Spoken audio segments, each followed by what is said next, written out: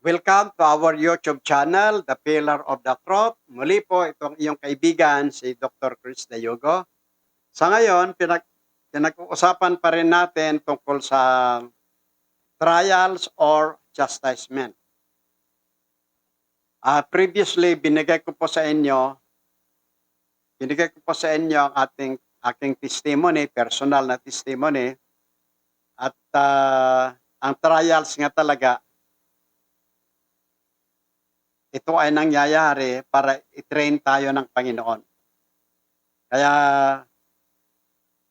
isipin natin na matalino ang Panginoon at sadyang tinuturoan niya tayo na maging matalino, sadyang tinuturoan niya tayo na maging malakas, maging matibay, at hindi niya ibibigay yung hindi natin kaya. Kaya natin lahat. Kaya natin yan. Huwag nating isipin kasi na hindi natin kaya. Ngayon, bakit kailangan pa kasi ang trials? Bakit pa kasi kailangan natin ng trials? Bakit kailangan natin tayo i-try out ng Panginoon? Noon pa kasi, kahit noon sa Garden of Eden, gusto ng Diyos na i-train si Adam at Eve ng loyalty. Kaya nga si Abraham, kaya nga naturingan na father of faith. Ang loyalty, kasi natry siya ng Panginoon. Na kahit sariling anak gawin. Kahit ang hirap, mental torture. Dahil lang sa kanyang loyalty sa Panginoon. Kaya, matalino ang Diyos. May purpose siya kung bakit hinahayaan niya tayo na dumating sa ganong pagsubok. Kung alam natin yung istorya si Job isang righteous.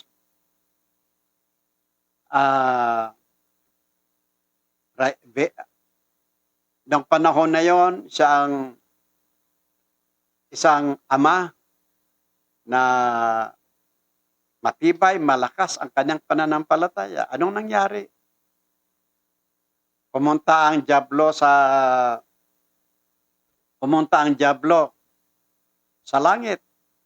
Kinausap ang Panginoon. Ang sabi niya, alam mo Panginoon, si Job, loyal yan sa iyo dahil lang sa maraming blessing na natatanggap mo. Pero pag si Job nagkaroon ng kahirapan yan, iiwan ka. Pero ang sabi ng Panginoon, tiwala ako kay Job.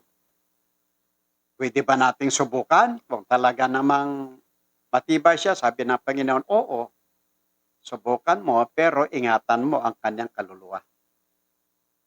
Ngayon, si Job ay nagkasakit, skin disease. Isa sa pinakamahirap na klase ng skin disease. Alam niyo ba na para may scratch yung kati ng kanyang balat noon, yung mga uling ang ginagamit. May mga kaibigan na dinidiscourage na siya. May mga kaibigan na ini-encourage siya.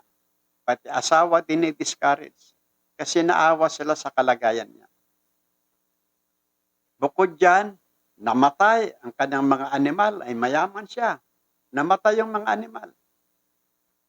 At ang nakakalungkot pa, namatay ang kanyang mga anak. Alam niyo ba ang sabi ni Job? When I went to the right, I did not found God. I went to the left, there's no God. I went to the front, there's no God. However, if this body would be worn out, after this, I would become as gold before God. Pumunta sa left, wala ang Diyos. Sa right, wala. Sa harapan, wala. At sabi niya, kahit mamatay ako, haharap ako sa Diyos na parang ginto. Tignan ninyo kung gaano kalakas ang pananampalataya ni Job. Kaya, na-frustrate ang diablo. Doon natin makita na hindi lahat ng kahirapan ay hindi lahat ng kahirapan na akala natin ginawa ng Diyos, hindi. Demonyo ang gumagawa din ng kahirapan. Siya ang nagpapahirap sa atin.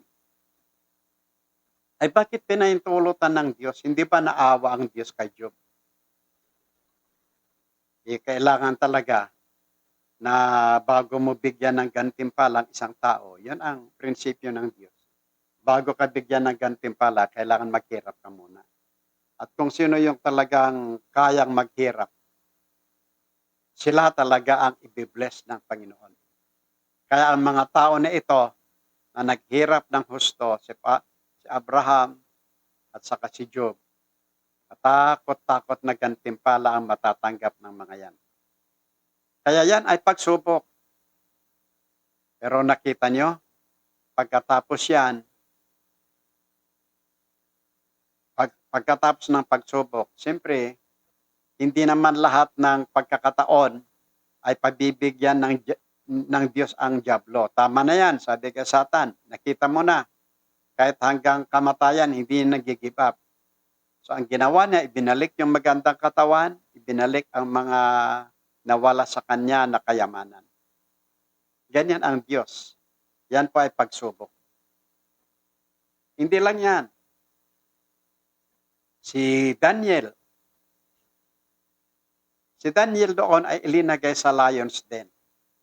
Kasi alam naman natin ni Daniel is a minister under King Nebuchadnezzar.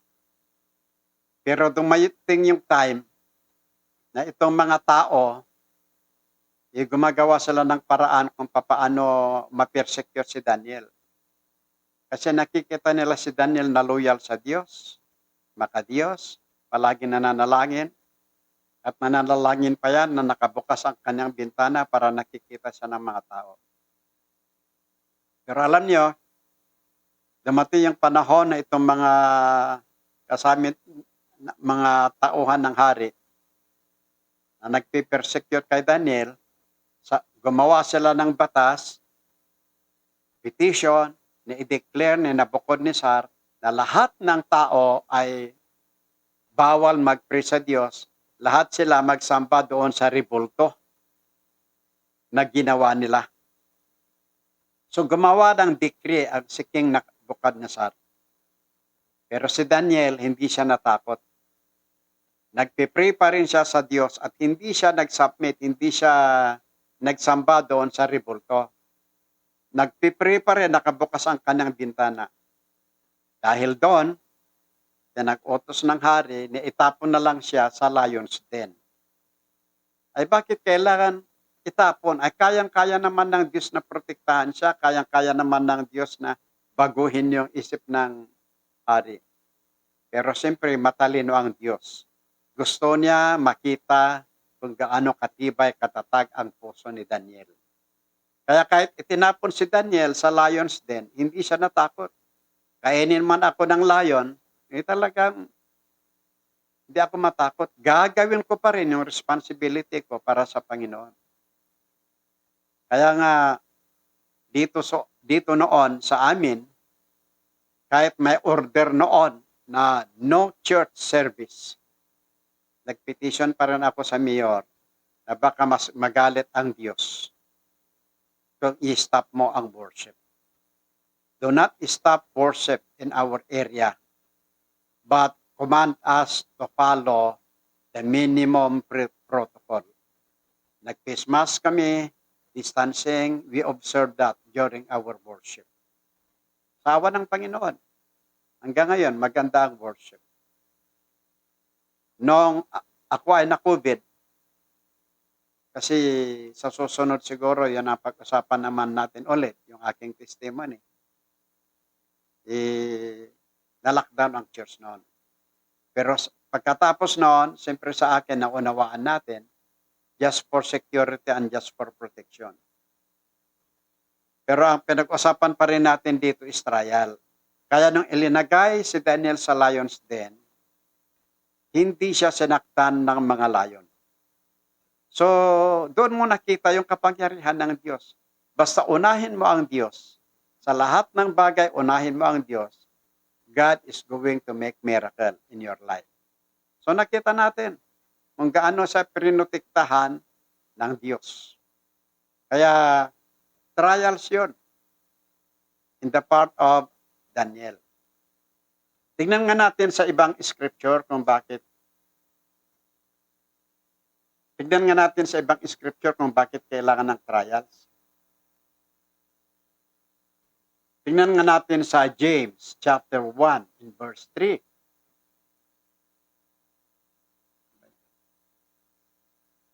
James chapter 1 in verse 3.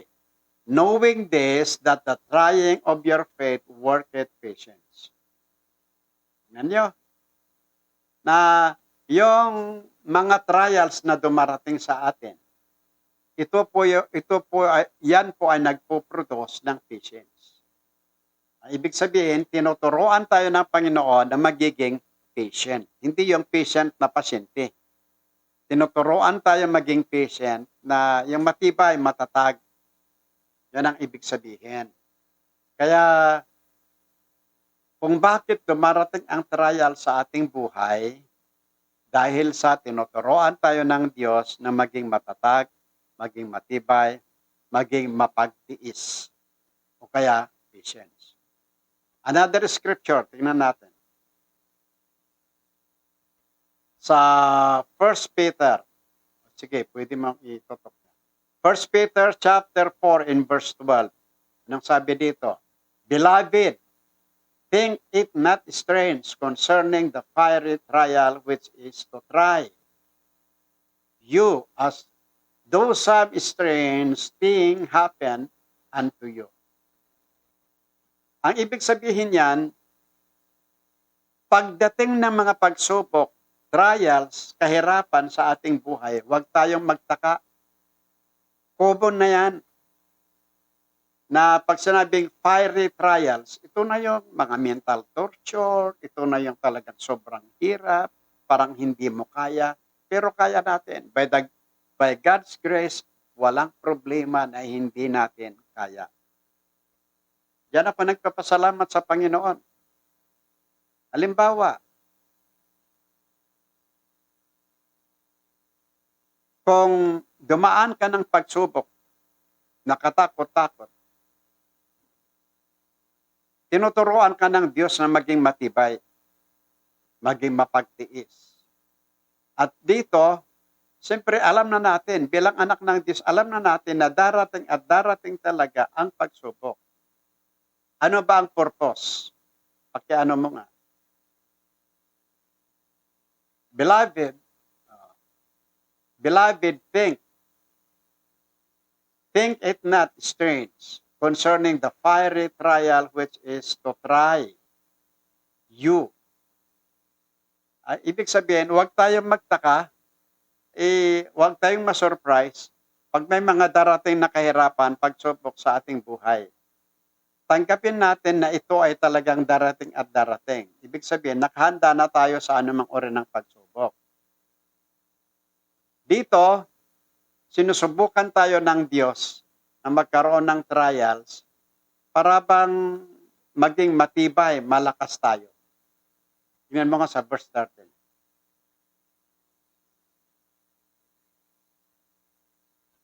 Sa verse 13, tingnan natin.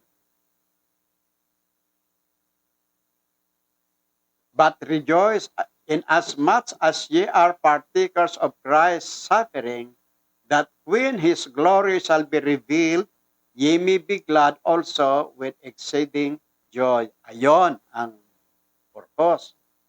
Hinahayaan tayo ng Diyos na maghirap, dumaan sa mga mental torture, dumaan sa kalungkutan, dumaan sa kahirapan, dumaan sa persecution, kung anong paninira ang darating sa atin. Dahil maraming naiinggit, hindi lang yan. Kung ano-ano yung nangyayari sa ating buhay, bankruptcy, kahirapan. Dahil kailangan din tayo makisama o kaya sumunod sa paghihirap ni Kristo.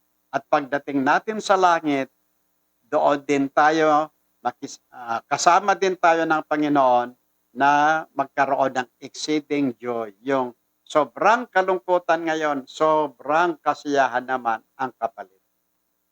Kaya yun ang gusto ng Diyos sa atin. Sadyang tinuturoan niya tayo na maging matibay, maging matalino, maging malakas, maging mapagtiis, at magiging adjustable sa lahat ng bagay. Matuto po tayong mag-adjust sa anumang sitwasyon. Halimbawa, ang nangyayari sa COVID ngayon, siyempre yung iba na hindi nakakaranas ng hirap, nahirapan talaga sila. Pero tayo na galing sa hirap at ganitong nangyari, hindi tayo basta-basta apektado. Kaya yon ang isang purpose. Okay, meron pa bang scripture dyan? 1 Peter 1:7 naman. That the trial of your faith being much more precious. Tingnan natin.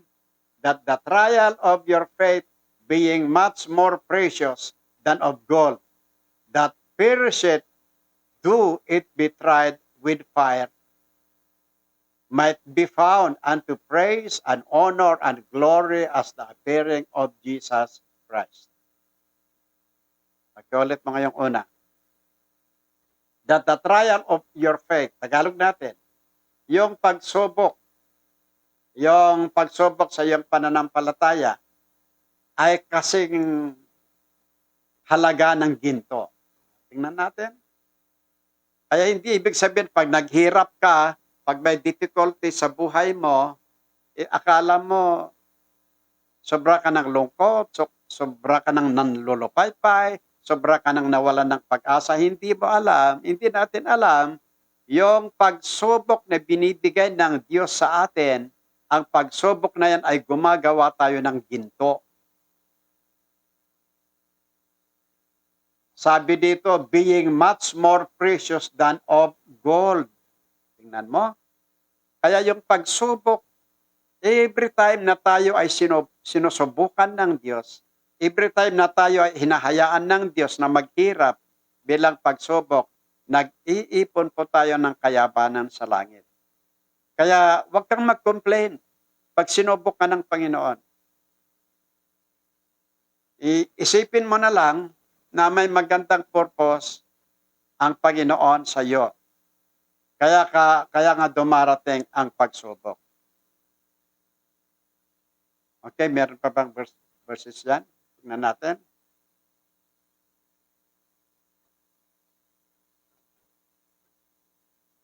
Okay, so marami pang versikulo pero sadyang wala na tayong oras. At sa susunod, ipagpatuloy pa rin natin na usapan ito. Gawin nating part 1, part 2, part 3. Kasi ito yung katanungan kasi na bibigyan natin ng kaliwanagan at salamat sa mga nagtatanong sa ating programa. Pastor ka man, believer ka man, professional, or sino ka man, you are very much welcome na magtanong sa atin. Tinatanggap po natin ang katanungan dito para at least meron tayong pinag-aaralan na dapat pag-aralan kung paano sagutin, paano ipaliwanag ang mga katanungan ito. Salamat muli sa inyong pakikinig at inuulit ko, isipin natin na ang mga pagsubok na ito ay nagbibigay ng kabutihan para sa atin. Alam nyo, isang bagay, isang karangalan na ikaw ay naging matatag, na-train ka na maging matatag, hindi lang matatag, mapagtiis, hindi lang mapagtiis, na-train ka na hindi susuko, hindi lang susuko, na-train ka na maging masaya ka sa gitna ng kahirapan, kayang-kaya mo pa rin maging masaya, kayang-kaya mo pa rin maniwala, kayang-kaya mo pa rin ipagtanggol ang Diyos, at kayang-kaya mo pa rin maging masaya at mag-encourage sa iba kahit na ikaw ay naghihirap na, kayang-kaya mo pa rin na palakasin ng iba. Kaya inuulit ko, imagine ang sinasabi ng Biblia is that ang kahirapan na nararanasan natin, parang mas mahalaga pa kaysa ginto. Kaya wag tayong magalit sa pagsubok, wag tayong ma-discourage dahil yun nga, sadyang ang mga pagsubok, kahirapan, kalungkutan, ang purpose ng mga ito, unang-una tinitesting tayo, tinitrain tayo ng Panginoon, at bukod dyan, pag tayo ay dumaan sa mga pagsubok na ito, merong blessing na naghihintay. Ang mga blessing na ito ay maaring ngayon, ibibigay ng Diyos sa atin. At yung iba ay hinihintay natin sa langit. Sa susunod, pag-usapan po natin yung palo. Trials or chastisement. Sa susunod po na program natin, yun po yung ating pag-usapan. Kaya huwag po kayong mawawala. Tandaan po ninyo, marami tayong mapag-aralan dito. Salamat sa inyong pagkikinig. Dakilang Diyos at dakilang Ama na makapangyarihan sa lahat. Salamat po, Panginoon, sa iyong pag-ibig sa amin at inuulit namin na hinihingi sa inyo na patawarin ninyo kami muli sa lahat ng aming kasalanan at inihiling din namin, Panginoon, i-bless po ninyo ang aming bansa, i-bless po ninyo ang lahat ng mga government officers na sana po magkaroon ng takot kung sila ay gagawa ng masama at ganon din, bigyan ninyo sila ng matino na puso, pagmamahal sa mahihirap, at kailangan din nila ipatupad kung ano yung tama. At sana tulungan mo sila na ipagpatuloy ang paglilingkod sa amin. Hinihiling ko rin, Panginoon, i-bless po ninyo ang lahat ng tagapakinig, lahat po ng mga kaibigan, mga nagtatanong, sana po nagkaroon sila ng kaliwanagan. At ganoon din, ingatan po ninyo ang bawat isa, lalo na sa tagapakinig, ingatan sila sa disgrasya, ingatan sila sa COVID, at kayo ang magmilagro sa kanilang buhay na ipagpatuloy po ninyo na i-bless ang kanilang buhay, lalo na sa kanilang pangangailangan, financial, at physical, at lalong-lalo na sa spiritual. I-bless po ninyo ang aming bansa at in your time, sa inyong panahon, naniniwala po kami na mawawala ang COVID na ito para babalik kami sa normal na buhay at lalong-lalo na babalik po tayo sa normal na ministry. I-bless po ninyo lahat ang tagapakinig at ang programang ito. Ito pong aming dalangin sa pangalan ni Jesus. Amen. Salamat po muli sa inyong pagkikinig. God bless. Ang programa